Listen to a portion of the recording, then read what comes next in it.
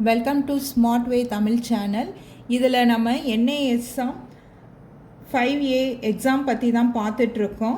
மொத்தம் இதில் 12 சாப்டரில் 2வது சாப்டரோட பார்ட் 2 தான் பார்க்க போகிறோம். Chapter 2 concept and role of mutual fund. வீடியோவை ஸ்கிப் பண்ணாமல் பாருங்கள், சப்ஸ்கிரைப் பண்ணுங்கள். அந்த வீடியோவோட லாஸ்ட்டில் கொஸ்டின்ஸ் இருக்கும், அதையும் ஆன்சர் பண்ணுங்கள். இப்போ நம்ம அடுத்து பார்க்க போகிற டாபிக் வந்து டெப்ட் ஸ்கீம். இதில் வந்து 17 சப் கேட்டகரிஸ் இருக்குது. இதில் டெப்ட் ஸ்கீம் அப்படின்னா என்னன்னு பார்த்துடலாம். அதாவது ஆல்ரெடி பார்த்துருக்கோம், இப்போ திருப்பி பார்த்துருவோம். இதில் வந்து இந்த கவர்மெண்ட் செக்யூரிட்டிஸ், பாண்ட் இதிலெல்லாம் இன்வெஸ்ட் பண்ணுறது தான் டெப்ட் ஸ்கீம் அப்படின்னு சொல்கிறோம். இதோட கோல் அப்படின்னு பார்த்துட்டோம்னா, இது வந்து நம்மளுக்கு செக்யூரிட்டியானது, ஒரு ஸ்டாண்டர்டான ஒரு இன்கம் வந்து நமக்கு வரும். இப்போ எக்ஸாம்பிள் அப்படின்னு எடுத்துக்கிட்டோம்னா, இப்போ நம்மளுக்கு ஒரு 6 மந்தில் ஒரு மேரேஜோ இல்லை ஒரு மெடிக்கல் செலவோ அப்படிங்கிறதுக்கு பணம் தேவைப்படுது அப்படின்னா இந்த டெப்ட் ஸ்கீம் இருக்குது பாருங்கள். நிறையா சப் கேட்டகரிஸ் இருக்குது பாருங்கள். லிக்விட் ஃபண்டு இல்லாட்டினா அல்ட்ரா ஷார்ட் டூரேஷன் ஃபண்டெல்லாம் நமக்கு வந்து கரெக்டாக இருக்கும், மேட்சிங்காக இருக்கும். இதில் இந்த 17 சப் கேட்டகரிஸ் பற்றி பார்க்கலாம். First one over night fund. இது என்ன அப்படின்னு பார்த்தோம்னா, 1 டே மட்டும்தான் இதோட மெச்சூரிட்டி இருக்கும். அந்த டெப்ட் வந்து இதில் வந்து நம்ம வந்து இன்வெஸ்ட் செய்யலாம். அதாவது இன்றைக்கி வந்து நம்ம 1 லேக்கை வந்து இன்வெஸ்ட் செய்கிறோம். அந்த பணம் நமக்கு தேவை அப்படின்னா நாளைக்கு அந்த பணத்தை வந்து ஓவர் நைட்டில் வந்து நம்ம அதை வந்து எடுத்துக்கலாம். இதுதான். ஸோ ஓவர் நைட் அப்படின்னா 1 டே அப்படிங்கிறத நம்ம ஞாபகம் வச்சுக்கோங்க. அதை வந்து ஓப்பன் எண்டட் டெப்ட் ஸ்கீமில் இது வருது. அதனால் இதை வந்து ரெட்டில் வந்து மார்க் பண்ணியிருக்கோம். ரெட்டில் வந்து மார்க் பண்ணியிருக்கிறது எல்லாம் எக்ஸாம் ரிலேட்டட் பாயிண்ட்டு தான். அதை கண்டிப்பாக நீங்கள் நல்லா படிங்க. கண்டிப்பாக நம்ம வந்து எக்ஸாமில் பாஸ் ஆகிடலாம். Second one liquid fund. Liquid fund அப்படின்னா இதோட மெச்சூரிட்டி வந்து 91 டேஸ் வரைக்கும் இருக்கும். இது வந்து டெப்ட் அண்டு மணி மார்க்கெட் இதில் வந்து நம்ம இன்வெஸ்ட் பண்ணுறது. அதாவது ஒரு 3 மந்த்ஸ்க்கு ஒரு தடவை நம்ம வந்து செமஸ்டர் ஃபீ கட்டணும் அப்படின்னா இந்த லிக்விட் ஃபண்டில் நம்ம இன்வெஸ்ட் செஞ்சுட்டு அதிலேருந்து நம்ம எடுத்துக்கலாம். அப்போ லிக்விட் ஃபண்ட்னா 91 டேஸ் அப்படிங்கிறத ஞாபகம் வச்சுக்கோங்க. Third one ultra short duration fund. இது வந்து எத்தனை மாதம் அப்படின்னு பார்த்தோம்னா 3 to 6 மந்த் வரைக்கும் இருக்குது. இது வந்து ஒரு டெப்ட் ஃபண்டு. அதாவது இப்போ ஒரு 4 மந்த்ஸுக்கு அப்புறம் நம்ம வந்து ஒரு வெக்கேஷனுக்கு ஒரு டூர் மாதிரி பிளான் பண்ணியிருக்கோம், இதுக்கு அமௌண்ட் வேணும் அப்படின்னா இந்த மாதிரி ஃபண்டில் வந்து நம்ம இன்வெஸ்ட் பண்ணி வச்சுக்கிறலாம். அப்போ அல்ட்ரா ஷார்ட் அப்படிங்கிறது 3 to 6 month. Fourth one low duration fund. இதில் மந்த் பார்த்தோம்னா 6 to 12 மந்த்ஸ் வரைக்கும் இருக்கும் இந்த டெப்ட் ஃபண்டு வந்து. இதில் வந்து என்ன காரணத்துக்காக நம்ம வந்து பணம் எடுக்க போகிறோம் அப்படின்னு நினச்சோம்னா, ஒரு 8 மந்த்ஸுக்கு அப்புறம் வந்து ஒரு எலக்ட்ரானிக் ஐட்டம், லேப்டாப், பிரிண்டர் இந்த மாதிரி வாங்க ஒரு நம்ம வந்து பிளான் பண்ணியிருந்தோம் அப்படின்னா இந்த லோ டூரேஷன் ஃபண்டை வந்து நம்ம செலக்ட் பண்ணிக்கிறலாம். ஸோ லோ டூரேஷன்னா 6 to 12 மந்த்ஸ் அப்படிங்கிறத ஞாபகம் வச்சுக்கோங்க. அடுத்த 5th ஒன் வந்து money market fund. Money market fund அப்படின்னாவே 1 இயர் வரைக்கும் நம்மளுக்கு வந்து மெச்சூரிட்டி டேட் இருக்கும். இதில் வந்து மணி மார்க்கெட் இதில் வந்து நம்ம இன்வெஸ்ட் பண்ணுற ஃபண்டு தான். இதுக்கு வந்து நம்ம எக்ஸாம்பிளாக எதை சொல்லலாம் அப்படின்னு பார்த்தோம்னா, 1 இயருக்கு நம்மளுக்கு தேவைப்படுற பணத்தை வந்து இதில் செக்யூரிட்டியாக இருக்கும் அப்படின்ட்டு நம்ம இந்த மணி மார்க்கெட் ஃபண்டில் வந்து வச்சுக்கிறது. அப்போ மணி மார்க்கெட் அப்படின்னா 1 இயர் அப்படிங்கிறத நம்ம ஞாபகம் வச்சுக்கலாம். 6th one short duration fund. Short duration அப்படின்னாவே ஒரு பர்டிகுலர் இயர்ஸ் தான் வரும். 1 to 3 இயர்ஸ் வரைக்கும் வரும். இதில் வந்து எக்ஸாம்பிளாக நம்ம என்ன சொல்லலாம் அப்படின்னா, ஆஃப்டர் ஒரு 2 இயர்ஸில் வந்து நம்ம வந்து ஒரு கார் வாங்க போகிறோம், ஒரு வெஹிக்கிள் 2 வீலர் 4 வீலர் வாங்க போகிறோம் அப்படின்னா இந்த ஃபண்டு வந்து நம்மளுக்கு கரெக்டாக இருக்கும். அப்போ ஷார்ட் டூரேஷன் அப்படிங்கிறது 1 to 3 இயர்ஸ் அப்படிங்கிறத நம்ம ஞாபகம் வச்சுக்கிட்டால் போதும். அந்த இயர்ஸ் டேஸை வந்து நல்லா ஞாபகம் வச்சுக்கோங்க. Next one 7th one medium duration fund. இது வந்து 3 to 4 இயர்ஸ் வரைக்கும் இருக்கும் அந்த மெச்சூரிட்டி டேட் வந்து. இது எப்படி அப்படின்னு பார்த்தோம்னா, இப்போ நம்மளுக்கு இப்போ ஒரு கப்பல் கல்யாணம் ஆயிடுச்சு, அவங்களுக்கு ஒரு குழந்தை இருக்குது. 3.5 இயர்ஸ்க்கு அப்புறம் அந்த குழந்தைய வந்து நம்ம ஸ்கூலில் சேர்க்கணும், அப்போ நம்மளுக்கு பணம் தேவைப்படும் அப்படின்னா இப்போயே வந்து அவங்க வந்து ஒரு இன்வெஸ்ட்மெண்ட்டை பண்ணலாம். அது வந்து மீடியம் டூரேஷன் 3 to 4 இயர்ஸ் அப்படிங்கிறத ஞாபகம் வச்சுக்கோங்க. 8th one medium to long duration fund. இதோட இயர்ஸ் பார்த்தோம்னா டூரேஷன் 4 to 7 இயர்ஸ் இருக்கும். இந்த அமௌண்ட் வந்து நம்ம எதுக்கு யூஸ் பண்ணலாம் அப்படின்னு பார்த்தோம்னா ஒரு 5 இயர்ஸ்க்கு அப்புறம் இப்போ நம்ம ஒரு வீடு வாங்க போகிறோம் அப்படின்னு பிளான் பண்ணியிருக்கோம். அந்த வீட்டுக்கு வந்து ஒரு டவுன் பேமெண்ட்டு பண்ணணும் அப்படின்னா இந்த ஃபண்டு வந்து நம்மளுக்கு ரொம்ப யூஸ்ஃபுல்லாக இருக்கும் 4 to 7 years. 9th one long duration fund. இப்போ லாங் அப்படின்னு வந்துட்டாவே நம்ம வயசான பிறகு என்ன பண்ண போகிறோம் அதுதான் நம்ம மைண்டில் வரும். அப்போ வந்து 7 இயர்ஸ்க்கு மேலே இருக்கிற டூரேஷன்ஸ் ஃபுல்லாக இந்த ஃபண்டில் நம்மளுக்கு வரும். இப்போ 10 இயர்ஸ்க்கு அப்புறம் நம்ம வந்து ரிட்டையர்மெண்ட் ஆகிட்டோம் அப்படின்னம்னா இந்த ஒரு இன்வெஸ்ட்மெண்ட் வேணும், நம்மளுக்கு ஒரு இன்கம் வேணும் அப்படின்னு நினைக்கிறவங்க இந்த இதில் வந்து நம்ம இன்வெஸ்ட் பண்ணலாம். அப்போ லாங் டூரேஷன் அப்படின்னா above 7 years. 10th one dynamic bond fund.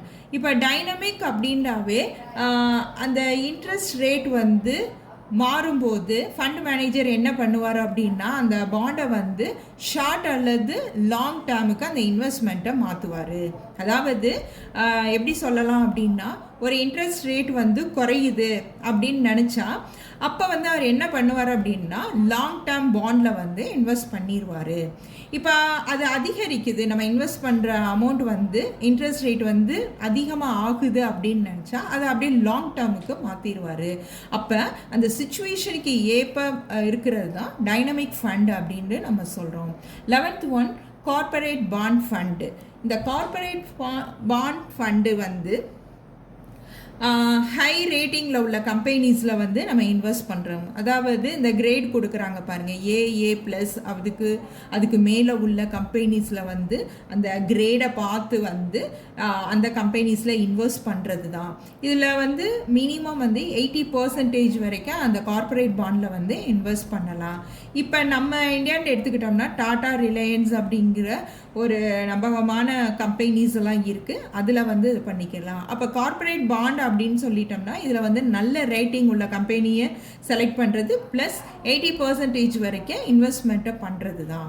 12th one credit risk fund. இதில் கம்பெனிஸை எப்படி செலக்ட் பண்ணணும் அப்படின்னா AA அந்த கம்பெனிஸில் வந்து நம்ம பண்ணலாம். இதில் வந்து அந்த அளவுக்கு இல்லை, ஃபஸ்ட்டு பார்த்த ஃபண்ட் அளவுக்கு இல்லாமல் இதில் ஒரு மினிமம் 65% அளவுக்கு வந்து நம்ம அந்த கார்ப்பரேட் பாண்டை வந்து இன்வெஸ்ட் பண்ணிக்கிறலாம்.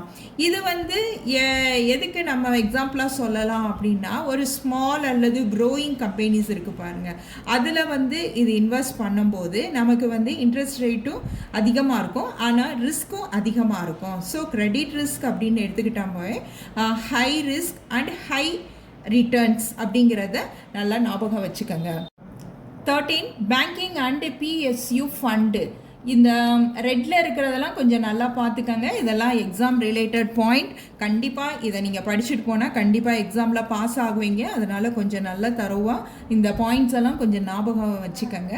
இந்த 13 அப்படின்னு எடுத்துக்கிட்டோம்னா இந்த பேங்க்கு, இந்த public sector unit, public financial and municipal bonds, இது ஃபுல்லாக வந்து இந்த டெப்ட் இன்ஸ்ட்ருமெண்ட்டில் நம்ம இன்வெஸ்ட் பண்ணுற ஃபண்டை தான் இந்த பேங்கிங் அண்டு PSU ஃபண்டு அப்படின்னு சொல்லுவோம். இதில் மினிமம் 80% இன்வெஸ்ட்மெண்ட் பண்ணணும். இதில் வந்து என்ன அப்படின்னா பேங்க்ஸ் எல்லாம் வரும், SBI, bank of Baroda, REC, PFC இந்த மாதிரி கம்பெனிஸும் அதில் வரும்.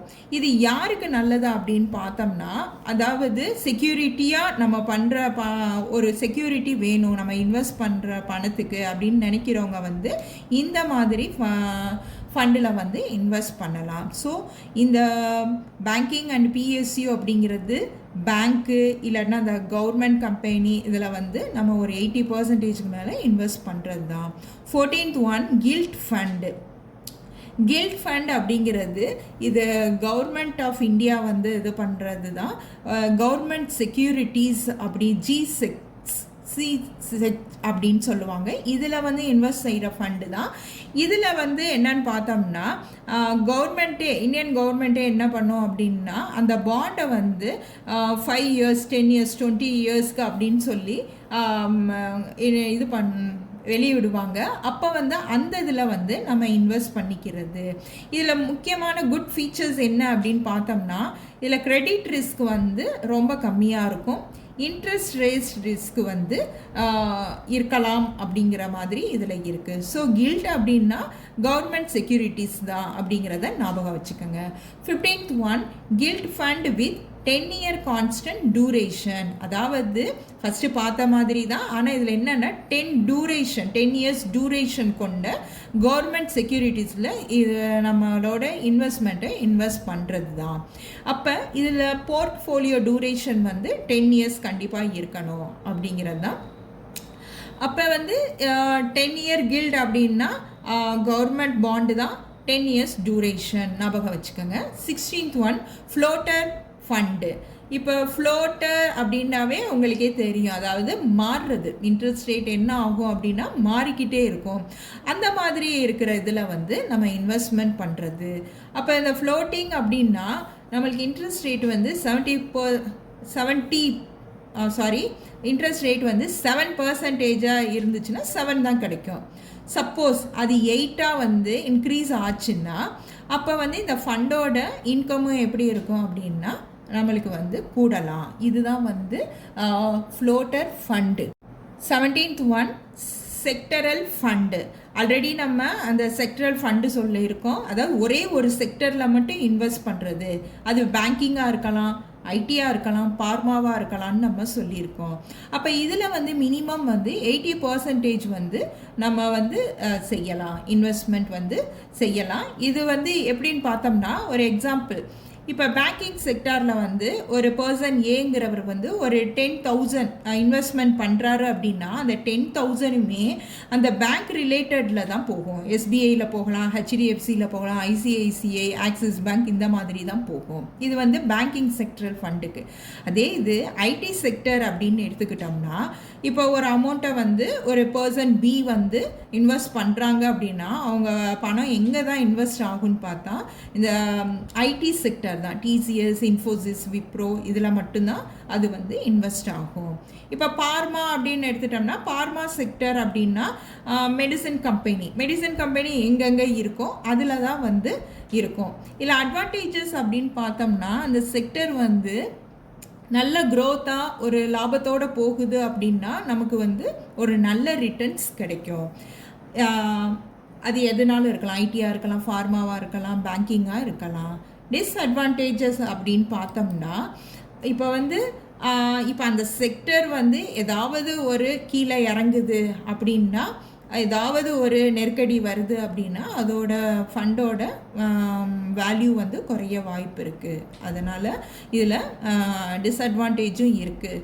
இப்போ இது யாருக்கெல்லாம் வந்து கரெக்டாக ஆப்டாக இருக்கும் அப்படின்னு பார்த்தோம்னா ஒரே ஒரு செக்டரை மட்டும் நல்லா தெரிஞ்ச இன்வெஸ்டர்ஸ் வந்து, அதாவது இன்வெஸ்டர்ஸ் ப்ளஸ் அதில் ரிஸ்க் எடுக்கலாம் அப்படின்னு நினைக்கிறவங்க வந்து உங்களுக்கு இது ஆப்டாக இருக்கும். இது ஒரு லாங் டேர்ம் இன்வெஸ்ட்மெண்ட், அதாவது லாங் டேர்மாக இன்வெஸ்ட் பண்ணணும்னு நினைக்கிறவங்க இந்த இதை வந்து செலக்ட் பண்ணலாம். Next topic hybrid scheme. இதில் வந்து 7 சப் கேட்டகரிஸ் இருக்குது. இப்போ ஹைப்ரிட் ஸ்கீம் அப்படின்றாவே 2 சேர்ந்தது, ஈக்விட்டி டெப்ட் ரெண்டுலேயும் இன்வெஸ்ட் பண்ணுறது தான். இதில் வந்து லோ ரிஸ்க் நல்ல ரிட்டர்ன்ஸ் வரும்.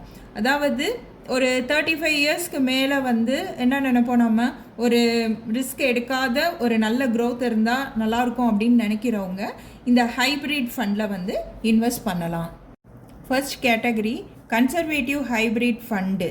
இந்த ஃபண்டில் என்னன்னு பார்த்தோம்னா மேக்ஸிமம் வந்து டெப்டில் தான் இன்வெஸ்ட் பண்ணுவாங்க. அதாவது டெப்டில் எவ்வளோ இருக்கும் அப்படின்னு பார்த்தோம்னா 75%லேருந்து 90% வரைக்கும் வந்து இன்வெஸ்ட்மெண்ட் இருக்கும்.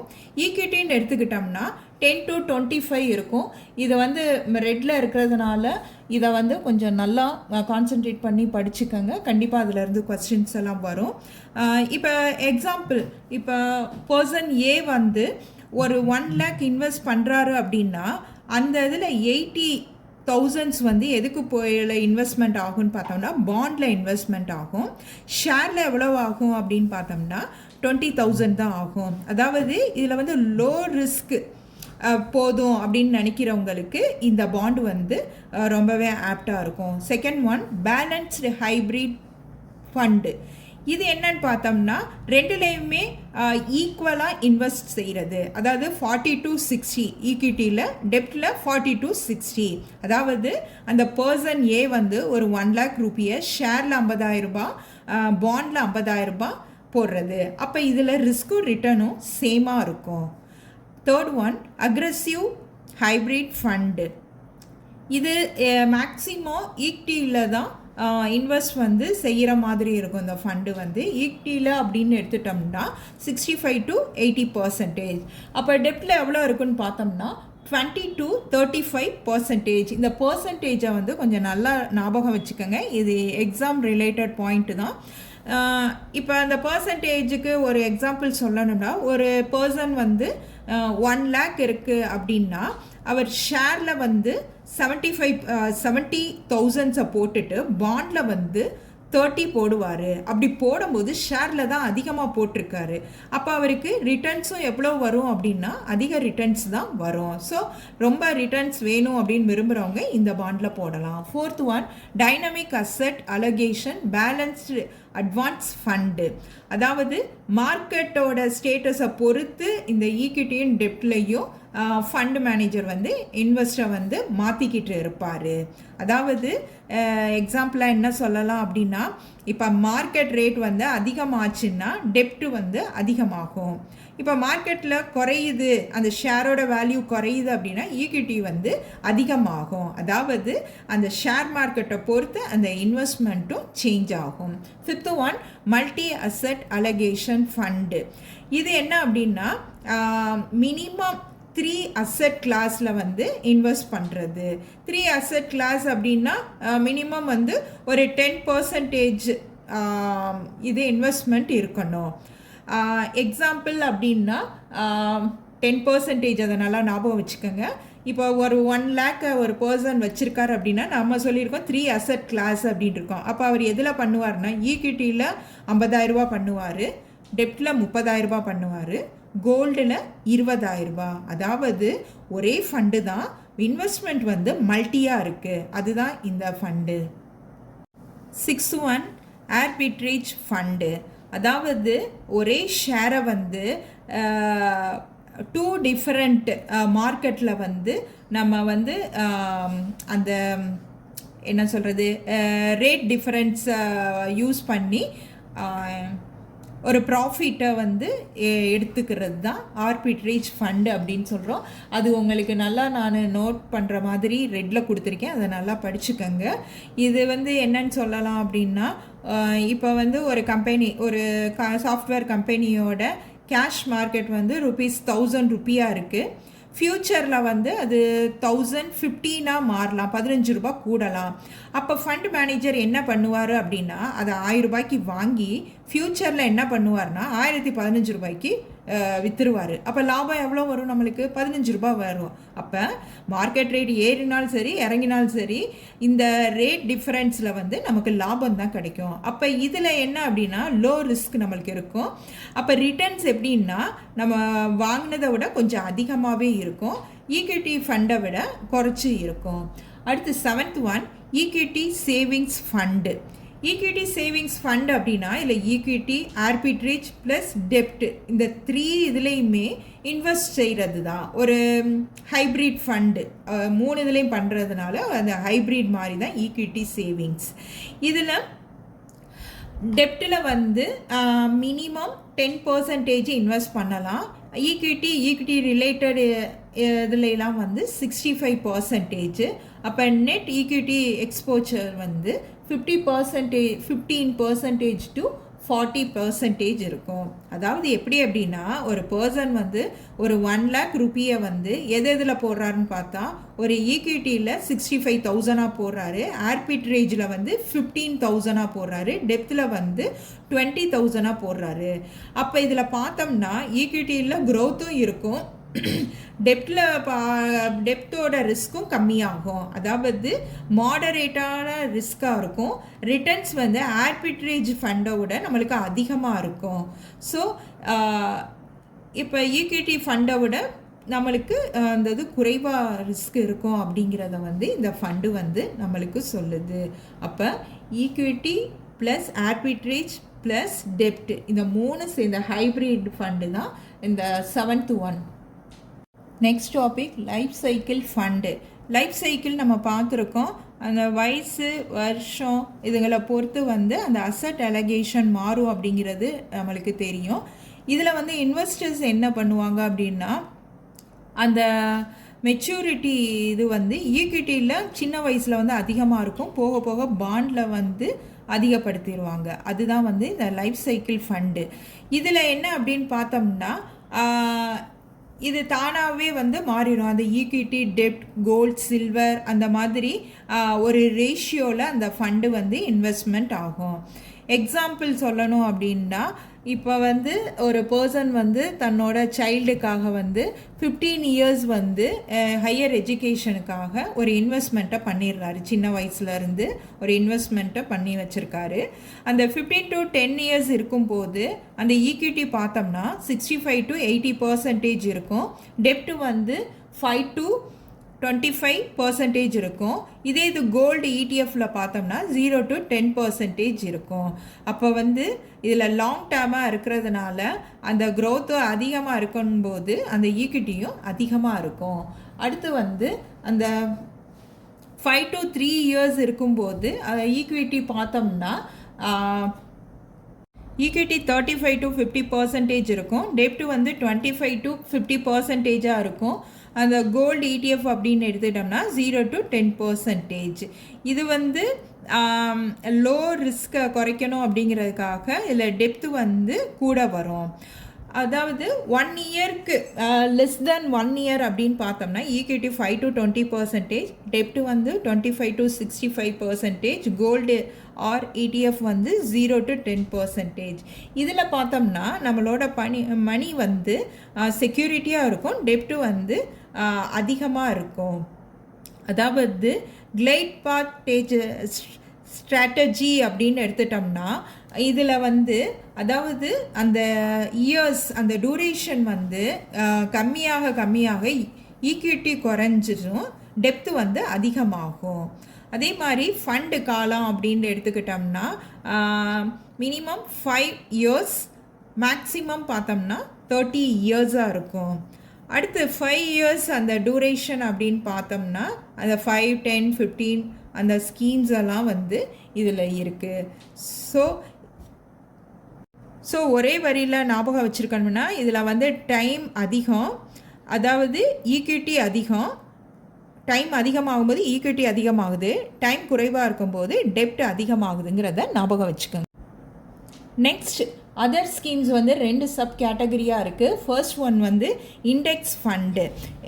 இதை வந்து நம்ம ஃபஸ்ட்டே அந்த கேட்டகரிஸ் சொல்லும் போதே நம்ம பார்த்துருக்கோம். அந்த இண்டெக்ஸ் ஃபண்டு ஆர் இடிஎஃப்னா எக்ஸ்சேஞ்ச் ட்ரேட் ஃபண்டு. அப்படின்னா இதில் வந்து ஒரு ஷேரோட இண்டெக்ஸை அப்படியே நம்ம ஃபாலோ பண்ணி இன்வெஸ்ட் பண்ணுறது தான் இந்த இண்டெக்ஸ் ஃபண்ட் அப்படிங்கிறது. இந்த ஷேரில் வந்து மினிமம் 35% வரை நம்ம வந்து இன்வெஸ்ட்மெண்ட் பண்ணலாம். அதாவது இப்போ நிஃப்டி 50ல் வந்து ரிலையன்ஸ், டிசிஎஸ், ஹெச்டிஎஃப்சி பேங்க் அப்படிங்கிற ஒரு 50 ஷேர்ஸ் உள்ள கம்பெனிஸ்லாம் இருக்கும். இப்போ இந்த ஃபண்டை வந்து அதே ஷேரில் அதே ரேஷியோவில் தான் வாங்கணும். இப்போ நிஃப்டி 10% ரைஸ் ஆச்சுன்னா இண்டெக்ஸ் ஃபண்டும் 10% வந்து இன்க்ரீஸ் ஆகும். இதை ஞாபகம் வச்சுக்கணுன்னா இண்டெக்ஸ் ஃபண்டுனா இண்டெக்ஸை காப்பி செய்யும் ஃபண்டுங்கிறத ஞாபகம் வச்சுக்கோங்க. Next one fund of fund overseas domestic. அப்படின்னா இது வந்து நம்ம டைரெக்டாக வந்து ஷேரையோ இல்லை பாண்டையோ வந்து வாங்க முடியாது, அதாவது இன்வெஸ்ட் செய்ய முடியாது. அதாவது வேறு ஒரு மியூச்சுவல் ஃபண்டு மூலமாக இன்வெஸ்ட் செய்கிறது தான் இந்த FOF. இதில் பார்த்தோம்னா இப்போ 50% ஒரு US மியூச்சுவல் ஃபண்டு இருக்குது அப்படின்னு இருக்குது. அதே மாதிரி 30% கோல்டு ஃபண்ட், 20% இன்டர்நேஷ்னல் ஃபண்டு, இந்த மாதிரி தான் நம்ம வந்து இன்வெஸ்ட் செய்ய முடியும். சரிங்களா? இப்போ இதெல்லாம் எப்படி ஞாபகம் வச்சுக்கலாம்னா, ஃபண்ட் ஆஃப் ஃபண்ட் அப்படின்னா மியூச்சுவல் ஃபண்டில் முதலீடு செய்யும் மியூச்சுவல் ஃபண்டு அப்படி தான். அதாவது ஒரு மியூச்சுவல் ஃபண்டிலேயே இன்னொரு மியூச்சுவல் ஃபண்டை வந்து நம்ம இன்வெஸ்ட் பண்ணுறது அப்படிங்கிறத ஞாபகம் வச்சுக்கோங்க. அடுத்து நம்ம பார்க்க போகிறது என்னன்னு பார்த்தோம்னா, இது ஃபுல்லாக மார்ச் 2026ஓட அப்டேஷனை தான் நம்ம பார்த்துட்ருக்கோம். Very exam related point. இதை ஃபுல்லாக படிங்க. நான் கண்டிப்பாக நீங்கள் வந்து எக்ஸாமில் வர்ற கொஸ்டின்ஸ்க்கு வந்து ஆன்சர் கண்டிப்பாக பண்ண முடியும். ஃபர்ஸ்ட் அட்டம்ப்ட்லேயே நீங்கள் பாஸ் ஆகிடலாம்.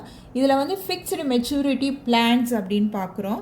அப்படின்னா என்னன்னு பார்த்தோம்னா, ஒரு பர்டிகுலர் இயர்ஸில் வந்து நம்ம வந்து இன்வெஸ்ட் செய்கிறது தான் இந்த ஃபிக்ஸ்டு மெச்சூரிட்டி பிளான் அப்படிங்கிறோம். இது வந்து ஒரு க்ளோஸ் எண்டட் அப்படின்னு சொல்கிறோம். இப்போ வந்து ஃபஸ்ட்டே வந்து ஃபிக்ஸ் பண்ணிடுறது, இன்வெஸ்ட்மெண்ட்டு இயர் வந்து எவ்வளவு அப்படிங்கிறத ஃபஸ்ட்டே நம்ம ஃபிக்ஸ் பண்ணிடுறது. இதில் வந்து ரிட்டர்ன்ஸ் வந்து நம்மளுக்கு நாட் ஷியோர், ஆனால் ஒரு நல்ல இன்கம் வந்து இதில் வந்து வரும். அதாவது இப்போ 3 வருஷம் எஃப்எம்பியில் வந்து ஒரு 1 lakh வந்து நீங்கள் இன்வெஸ்ட் பண்ணுறீங்க அப்படின்னா ஆஃப்டர் 3 years அந்த பணம் மட்டும்தான் நம்மளுக்கு கிடைக்கும். அதாவது எஃப்எம்பி அப்படின்னா ஃபிக்ஸ்டு டைம் ப்ளஸ் டெப்ட் ஃபண்டு அப்படிங்கிறத ஞாபகம் வச்சுக்கோங்க. Second one target maturity fund, TMF. இது என்ன அப்படின்னு பார்த்தோம்னா, ஒரு பர்டிகுலர் மெச்சூரிட்டி டேட்டை வந்து நம்ம கோலாக வச்சுட்டு அந்த கவர்மெண்ட் பாண்டா இல்லை பிஎஸ்பி பாண்ட்லேயோ நம்ம வந்து இன்வெஸ்ட் செய்கிறது. அதாவது இப்போ நம்ம 2035 டார்கெட் தான் மெச்சூரிட்டி ஃபண்டு அப்படின்னா, அது 2035 நம்மளுக்கு அந்த ஃபண்டு வந்து மெச்சூரிட்டி ஆயிரும். இது வந்து அந்த ஜிபிஎஃப் அந்த பிளான்லாம் இருக்குது பாருங்கள், அது சில்ட்ரன்ஸோட எஜுகேஷன், அடுத்து வந்து ஒரு லாங் கோலுக்கெல்லாம் வந்து இதை வந்து யூஸ் பண்ணிக்கலாம். Third one capital protection oriented fund. அதாவது நம்மளோட இன்வெஸ்ட்மெண்ட் அமௌண்ட்டை வந்து ஒரு ப்ரொடெக்ட் பண்ணுற ஒரு இது தான் இந்த கேபிட்டல் ப்ரொடெக்ஷன் ஓரியன்ட் ஃபண்டுங்கிறோம். இது ஒரு க்ளோஸ் எண்டட் ஹைப்ரிட் ஃபண்டு அப்படின்னு நம்ம சொல்லலாம். இதில் வந்து டெப்டில் தான் மேக்ஸிமம் வந்து ரொம்ப பெரிய அமௌண்ட்டை ஃபுல்லாக நம்ம இன்வெஸ்ட் பண்ணுவோம். அந்த ஸ்மால் அமௌண்ட்டை வந்து ஈக்விட்டியில் தான் நம்ம வந்து இன்வெஸ்ட் பண்ணுவோம். ஒரு பர்சன் வந்து ஒரு 1 lakh வந்து இன்வெஸ்ட் பண்ணுறாரு அப்படின்னா 90,000 வந்து டெப்ட்லையும் 10,000 ஈக்விட்டிலையும் அவர் வந்து இன்வெஸ்ட் பண்ணுவார். ஃபோர்த் ஒன் இன்ஃப்ராஸ்ட்ரக்சர் டெப்ட் ஃபண்ட், ஐடிஎஃப். இது என்ன அப்படின்னு பார்த்தோம்னா, ஆல்ரெடி நம்ம இந்த இன்ஃப்ராஸ்ட்ரக்சர் இதை பார்த்துருக்கோம். ஏதாவது ஒரு பிளான் ஸ்கீம் அந்த மாதிரி, அதாவது ஒரு ரோடு போடுறது, ஒரு பிரிட்ஜ் கட்டுறது, ஒரு எலக்ட்ரிக் பவர் வந்து இது பண்ணுறது, ஒரு மெட்ரோ இல்லைன்னா ஒரு ஹார்பர் அப்படிங்கிற இன்ஃப்ரா ப்ராஜெக்ட்டுக்கு வந்து ஒரு கடன் வழங்குகிற ஃபண்டு தான் இது. அதாவது எக்ஸாம்பிள்னா ஒரு நேஷ்னல் ஹைவே ப்ராஜெக்ட்டு அந்த ஃபண்டில் வந்து இன்வெஸ்ட் பண்ணுறது, இல்லைன்னா ஒரு மெட்ரோ ரயில் ப்ராஜெக்டை வந்து இப்போ ஸ்டார்ட் பண்ணியிருக்காங்க அப்படின்னா அந்த இதில் இன்வெஸ்ட் பண்ணுறது. லைக் இப்போ நிறையா வந்து சோலார் பவர் பிளான்ட் வந்து நல்லா போயிட்டுருக்கு. அப்படிங்கும்போது இந்த சோலார் பவர் பிளான்ட் இதில் வந்து அந்த ஸ்கீமில் வந்து நம்ம இன்வெஸ்ட் பண்ணி அதில் வந்து நம்ம ஒரு ஏர்னிங்கை பார்க்குறது. Fifth one real estate mutual fund, REMF. Real எஸ்டேட்னாவே நம்மளுக்கு தெரியும், இந்த லேண்ட் அண்ட் பில்டிங், அடுத்த காம்ப்ளெக்ஸ், இந்த மாதிரி ரியல் எஸ்டேட்டு ப்ராப்பர்ட்டியில் இன்வெஸ்ட்மெண்ட் பண்ணுறது. ஒரு shopping mall, office building, commercial complex, அந்த மாதிரி நம்ம அந்த இதில் இன்வெஸ்ட் பண்ணுறது. Next new types of funds. இதில் வந்து ஒரு 4 இருக்குது. Smart beta fund, quant funds, international REITs, specialised investment fund அப்படின்னு இருக்குது. இதில் ஸ்மார்ட் பீட்டா ஃபண்டு அப்படின்னா என்னன்னு பார்ப்போம். இதில் வந்து சம் குவாலிட்டி வேல்யூ இதெல்லாம் இருக்குது. இந்த மாதிரி இதை நம்ம யூஸ் பண்ணி இந்த ஷேர்ஸை வந்து நம்ம செலக்ட் பண்ணலாம். இந்த இன்டெக்ஸ் ஃபண்டில் இருக்க ஃபண்டை மாதிரி சாரி, இந்த இண்டெக்ஸ் ஃபண்டு இருக்குது பாருங்கள், அந்த இண்டெக்ஸ் ஃபண்டில் வந்து நம்ம ஷேர்ஸை வந்து செலக்ட் பண்ணலாம். எக்ஸாம்பிள் வந்து இந்த நிஃப்டி 50 இருக்குது பாருங்கள், இதில் வந்து எந்த கம்பெனி வந்து நல்ல ப்ராஃபிட் தருதோ அதை மட்டும் நம்ம செலக்ட் பண்ணி இன்வெஸ்ட்மெண்ட் பண்ணுறது தான் ஸ்மார்ட் பீட்டா ஃபண்டு. அடுத்து குவாண்ட் ஃபண்டு.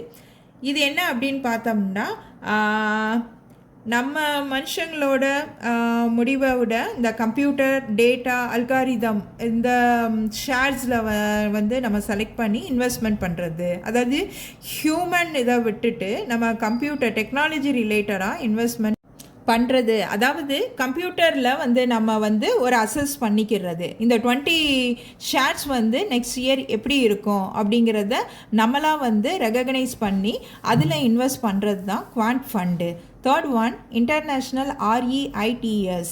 அதாவது அதர் கண்ட்ரீஸில் உள்ள ஒரு பெரிய பெரிய ரியல் எஸ்டேட், ஹோட்டல்ஸ், ஆஃபீஸ் அதில் வந்து இன்வெஸ்ட் பண்ணுறது. அதாவது இப்போ நமக்கு தெரிஞ்சது அஸ் யூஷுவல் யூஎஸ் கண்ட்ரி. இப்போ யூஎஸில் வந்து ஒரு ஷாப்பிங் மால் இல்லைன்னா ஆஃபீஸ் பில்டிங் நல்லா இதாக இருக்குது, நல்லா போயிட்டுருக்கு, லாபம் கொடுக்குது அப்படின்னா அந்த இதில் வந்து இன்வெஸ்ட் பண்ணுறது. Fourth one specialised investment fund, SIF.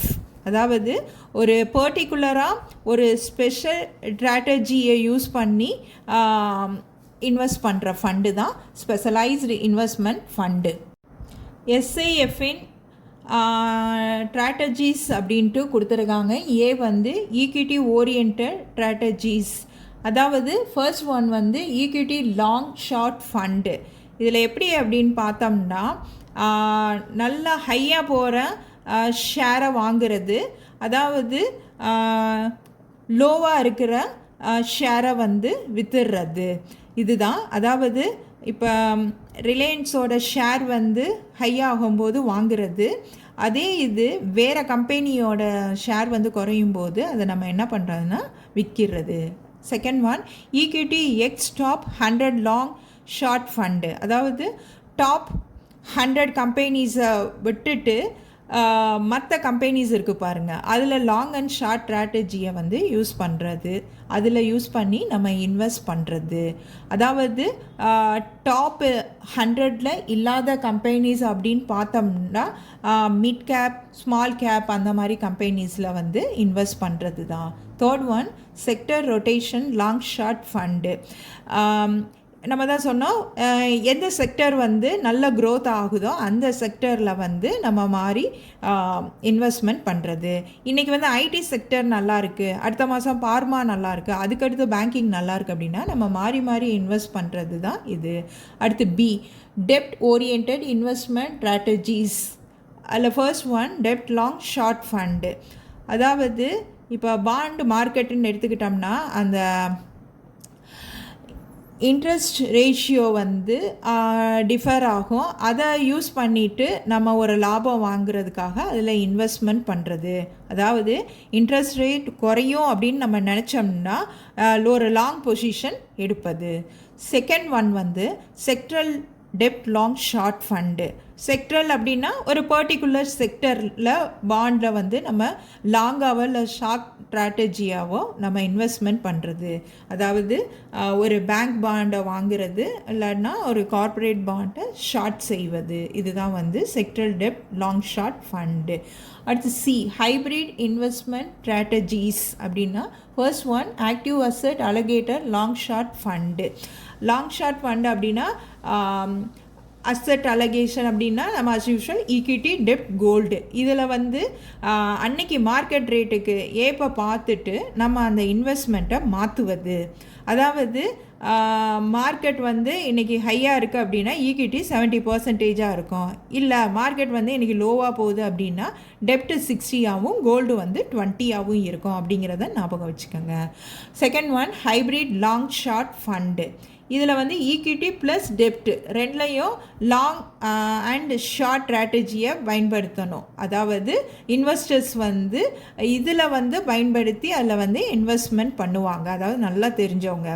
Example வந்து ஈக்விட்டி அப்படின்னாவே லாங், டெப்ட் வந்து ஷார்ட். ரெண்டையும் சேர்க்கும்போது இதில் வந்து ரிஸ்க் குறையும், ரிட்டர்ன்ஸ் வந்து அதிகமாக பெற ட்ரை பண்ணுறது தான் இந்த ஃபண்டு அப்படின்னு சொல்கிறோம். இப்போ வந்து அடுத்த ஸ்லைடு பாருங்கள். உங்களுக்கு வந்து 10 கொஸ்டின்ஸ் வந்து கொடுத்துருக்கோம். அந்த ஆன்சர்ஸ் எல்லாம் நீங்கள் செக் பண்ணி பாருங்கள்.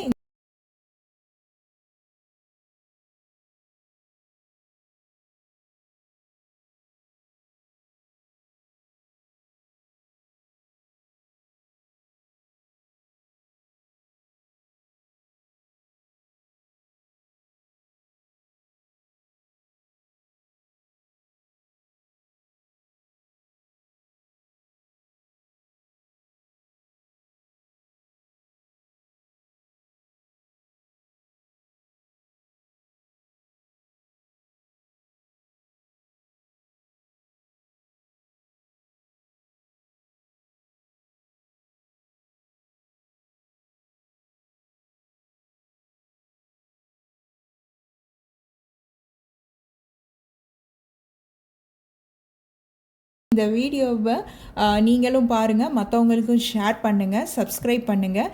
கமெண்ட்டில் உங்களோட கமெண்ட்ஸை வந்து நீங்கள் சொல்லுங்கள், லைக் பண்ணுங்கள். அடுத்து சாப்டர் 2க்கு வந்து கொஸ்டின்ஸ் போடுறேன். அதுக்கு முன்னாடி சாப்டர் 1ல் ரிமைனிங் கொஸ்டின்ஸை வந்து உங்களுக்கு போடுறேன். அது கூகுள் ஃபார்மேட்லேயும் வரும். அதையும் பார்த்து நீங்கள் ரெஸ்பான்ஸ் பண்ணுங்கள். கண்டிப்பாக நீங்கள் ஃபஸ்ட் அட்டம்ப்ட்லேயே பாஸ் ஆகிடலாம். இந்த வீடியோவை மறக்காமல் பார்த்து சப்ஸ்கிரைப் பண்ணுங்கள். தேங்க்யூ.